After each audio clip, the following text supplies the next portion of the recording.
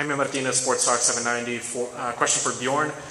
Seeing as how some of these guys fight, as far as the tournament, a month apart, month and a half apart sometimes, what sort of sanctioning problems, if any, have you run into as far as injuries, maybe fighters not passing some sort of medical screening? Any concerns as far as that goes?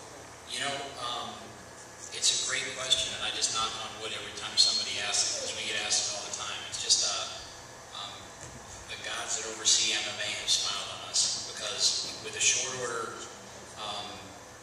tournament structure, with 90 days, with 3 fights, to think that you're going to get 32 fighters together, and that ultimately those guys that win are going to be able to progress and move forward and fight 30 days later and then fight 30 days after that. This was the last night. I mean, we have gotten through scot-free up to this point in terms of featherweight, lightweight, and welterweight. And then middleweight was the big question tonight before we get through this, because there is no, the middleweights in terms of the way this was set up, there's no saving it. If Bryan Baker had won the fight but had gotten cut and somebody had you got a 30-day suspension, then we have huge issues. If Schlemenko had won the fight tonight but something had happened to him, he'd become injured. We don't have the time frame to back up and say, okay, well, we'll just move it back another week because a 30 is a 30 and there's no way around it. So, knock on wood, count us as blessed. We have been in a fortunate situation where nobody has won and not been able to move forward into the next round exactly when scheduled according to plan. And, you know, I don't know. I mean, maybe it's luck. You know, we did an awful lot of research when I first started building this out at ringside positions. I talked to a lot of different commissions, and we tried to figure out strategically what was the best amount of time to be able to do it so that you could maximize it from a television perspective, give guys the opportunity to recuperate, gain a little bit of weight, cut a little bit of weight, and then overcome injury. And we built in a little bit of a fail-safe mechanism so that other than what Bryan and Alexander had to face tonight, where they've got to fight again in 30 days, you always had a 1-week buffer. You could always, if a guy got a 30-day suspension because of a cut, because of a tough fight, or because of a knockdown, you could bounce them back another 7 days. Unfortunately, we have not had to face that. The only adjustment we ever made from a rules perspective is we eliminated elbows from the first 2 rounds of the tournament, because elbows typically don't knock guys out, but they open them up.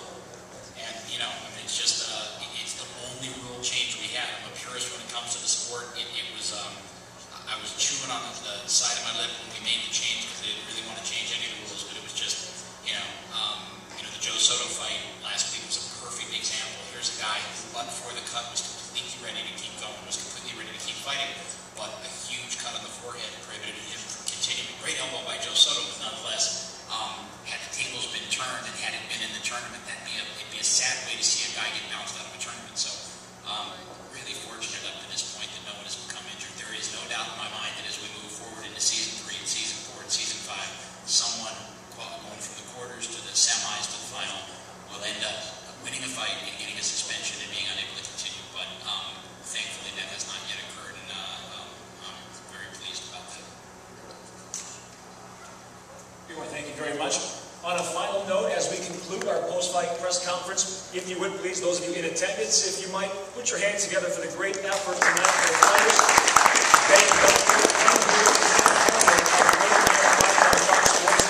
And don't forget, tune in to Bellator.com and catch the fights that did not air on Fox Sports Net. It's called Sunday Night Fights, and you can see it at Bellator.com. So that sets everything up. Before you sign off, I'm sorry, I don't mean to interrupt you.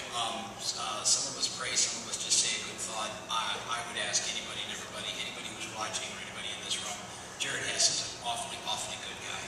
And whoever you say a word to try to make sure that all good thoughts are kind of pointed in his direction. He obviously suffered a pretty substantial injury tonight. I hope and pray that it's an injury that he's able to come back from and get back into the cage shortly, because I know it's what he does and I know it's what he loves. And he's an awfully good guy. And so I would ask everybody to just think a good thought or say a short prayer for Jared Hess, because he's a good kid, and we wish him all the best.